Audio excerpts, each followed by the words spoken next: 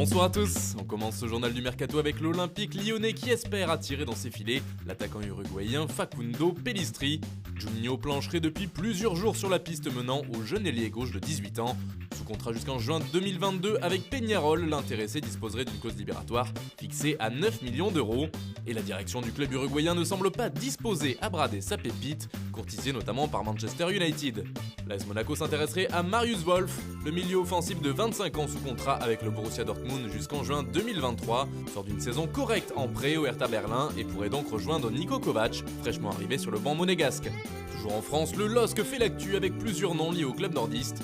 Il y a d'abord le jeune défenseur de l'Ajax, Sven Botman. D'après nos informations, Lille serait à la fois d'accord avec le joueur et le club néerlandais, pourtant toujours rien d'officiel. En réalité, les Dogs attendraient le départ de Gabriel avant de passer à la signature de Botman. Une attente qui pourrait jouer des tours au LOSC. En effet, 4 clubs seraient partants pour signer le défenseur de l'Ajax. Il s'agit de Rennes, Watford, West Ham et l'Udinese.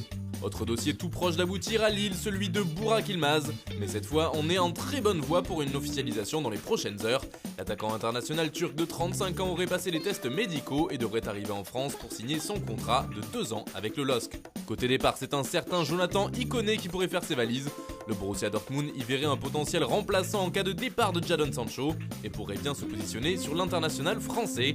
Son club en demanderait plus de 41 millions d'euros.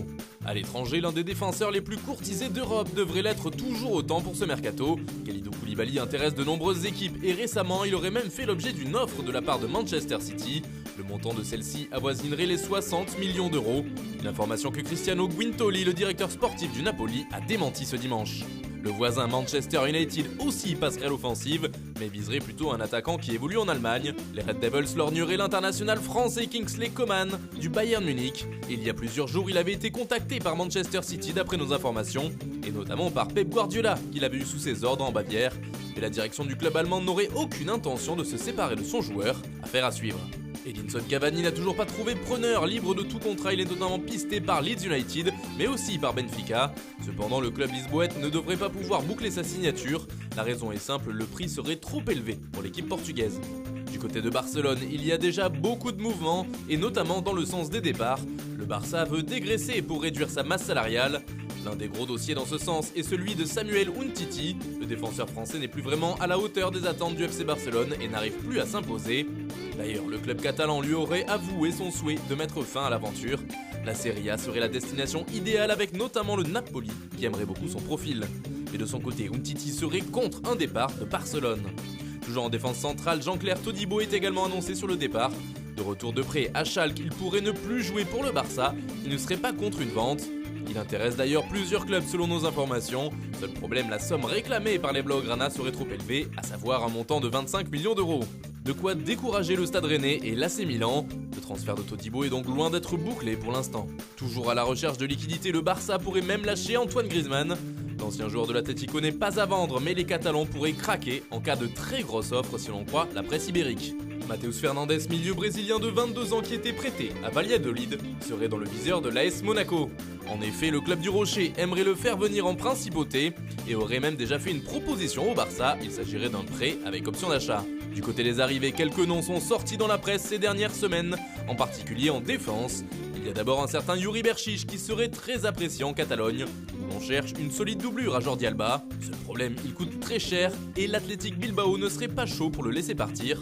Or, sa clause libératoire est fixée à 100 millions d'euros, ce qui complique grandement l'affaire. Autre latéral pisté, Joao Cancelo de Manchester City. Celui-ci pourrait faire partie d'un échange avec Junior Firpo.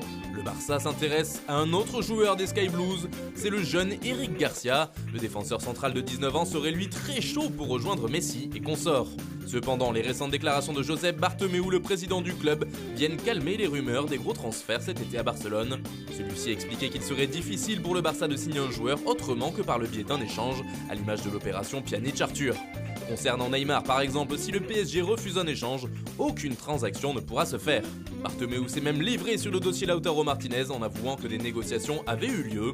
Oui, nous avons parlé avec l'Inter, mais maintenant l'histoire est terminée, a affirmé le président du Barça. Il a également renouvelé la confiance qu'il avait en Lionel Messi et sur le fait qu'il ne partirait pas, et ce malgré le retour de la rumeur d'un transfert à l'Inter. D'ailleurs, Antonio Conte a récemment tenu à mettre les choses au clair.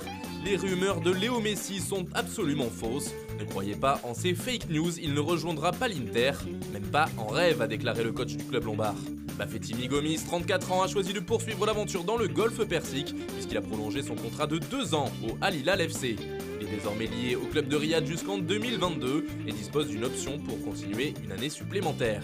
Et puis c'est officiel, Unai Emery est le nouveau coach de Villarreal.